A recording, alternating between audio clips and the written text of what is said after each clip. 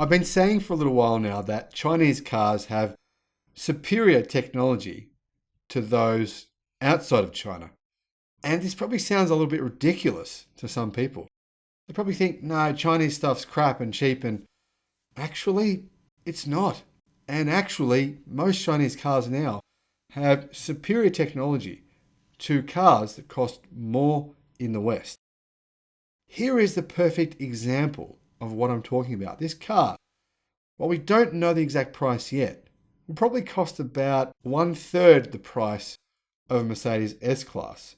And yet, the technology is either on par or superior to that in the S-Class. Hello, my friends.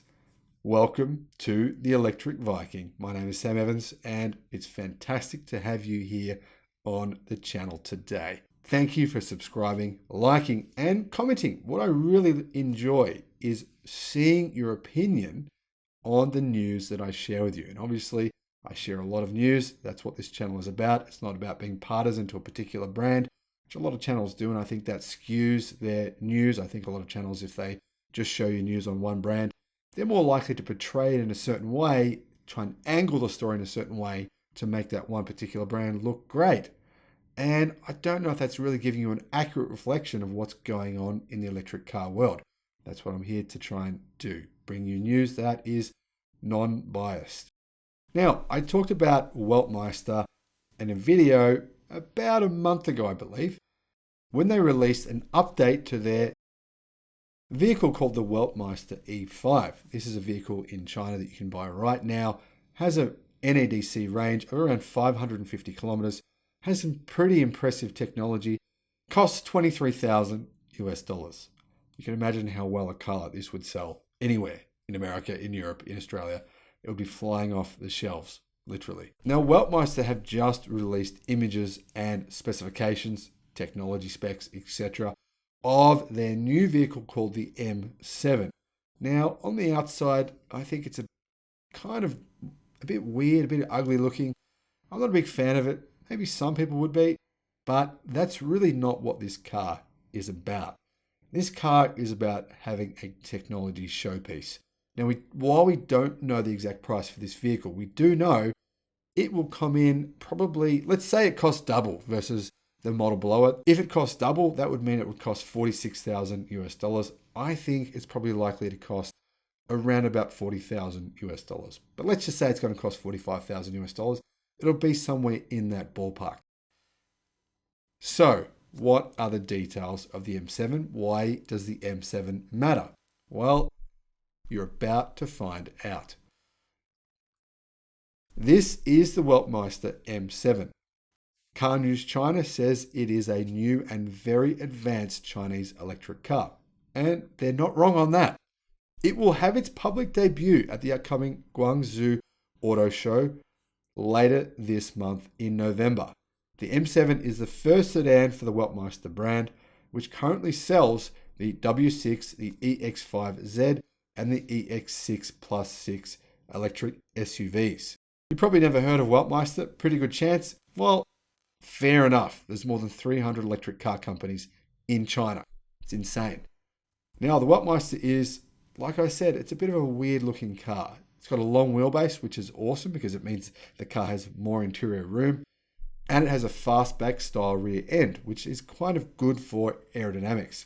The front lights run all the way over the fender and the rear lights go around the corner too. There are very visible sensor pods above the windshield and above the rear window. Probably wondering why, probably thinking those look a bit crappy. Yeah, fair enough.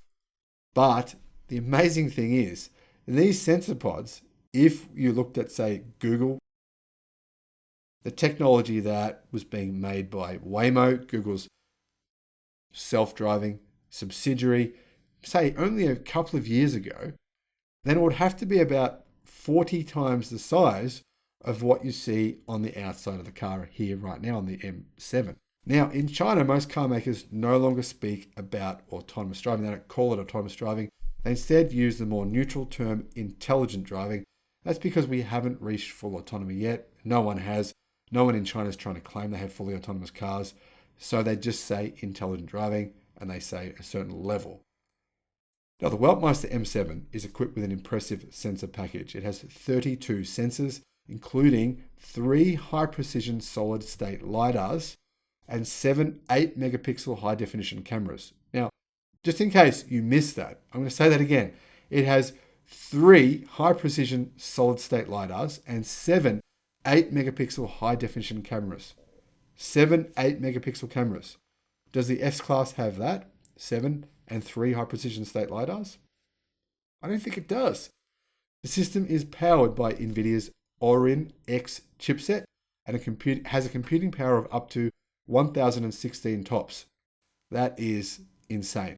Now, unlike the a bit odd-looking exterior, the interior is pretty damn impressive. It's got a large twin screen at the front with haptic touch buttons on the flat bottom steering wheel. And the colors are kind of cool too. It has a light green combined with brown and polished metal. Obviously, this is just an option. You can get whatever color you want.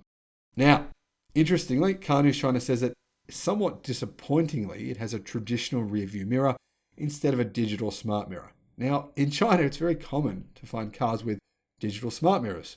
Whereas, interestingly, in the West, most people have never heard of these. No, realistically, in the West, if you want to buy a digital smart mirror, you've got to go and buy it aftermarket. Doesn't usually come in cars, standard off the floor. Now, what I was impressed by is the screens in the back. The passengers in the back don't have to get bored by talking to one another. If you've got kids, this would be awesome. As the M7 is equipped with a personal infotainment screen for each seat. Now, some other cool tech the car has. It has an iSurf dot matrix screen on the passenger side of the dashboard, which is fully integrated into the dashboard's trim, and it shows adjustable moving graphics or text. Another cool feature is the iRotor Super Knob. It's a knob in the center of the dashboard, which is designed to look like a smartwatch. It is basically a digital assistant able to show all sorts of information, control the aircon, and play music and do a bunch of other things. Now, one thing that's not talked about often enough is drag coefficient, which is extremely important for all cars, not just electric cars. When we talk about drag coefficient, we often say, well, it's relevant for electric cars. It's not. I mean, if you've got a petrol or diesel car, you still don't want it to have a high drag coefficient because it's going to mean you're using more fuel. One of the great things with electric cars, it's because manufacturers are constantly trying to get more range, they're also focusing far more than they did in the past on drag coefficient. That's one of the great things about this vehicle. It has an impressive drag coefficient of only 0.23 CD. In terms of body size, the M7 has a length of 4.93 meters and a wheelbase of 2,918 millimeters. So it's a fair bit bigger than, say, a Tesla Model 3. It's similar in size, but a little bit bigger on the interior than a Tesla Model S, just to give you some context. Now, Weltmeister hasn't said much about what powertrain they'll be using yet, but they did say it has an NEDC range of 700 kilometers, which in China is the norm for this kind of electric car these days. Crazy to think, isn't it? If you could get a car with a real-world range of 600 kilometers, and you know that there are electric chargers everywhere, well, in China right now, there's more electric chargers than anywhere else in the world by far. So range anxiety is not an issue. 600 kilometers of real-world range and electric chargers everywhere. That's the reality for most people living in China. Now, I'm going to leave you with this paragraph from Car News China. The Weltmeister M7 seems an interesting new contender in the busy mid-size electric sedan segment. More specs and photos coming soon. The Guangzhou Auto Show starts on November 19. Kind of like a throwaway catchphrase there at the end of the article, right? However, if this vehicle existed in America or Europe or Australia or Canada or the UK or wherever else you care to mention outside of China, it costs $45,000 for a vehicle with 700 kilometers of NEDC range. With this level of technology, it would be all over the news. Basically, probably Weltmeister would be doing an IPO like Lucid and Rivian, except unlike Lucid and Rivian, they actually sell a lot of cars right now in China. But anyway, they'd be having a massive IPO and the business would be valued at $100 billion and everyone would be saying how wonderful this car is. Look at the technology. It's amazing. Look at the price for the technology. Isn't it fantastic? And yet, nobody is talking about Weltmeister or this car. Why is that? Why is it that because it's just on sale right now in China, but nowhere else right now, no one is talking about it? Well, because there's more than 300 electric car companies in China. Now, when 50 of those are represented in America and Europe and Australia, what do you think will happen to those local car markets? That's the question I leave with you today. Thanks for watching the channel. Hope you've learned something. Hope you found this interesting.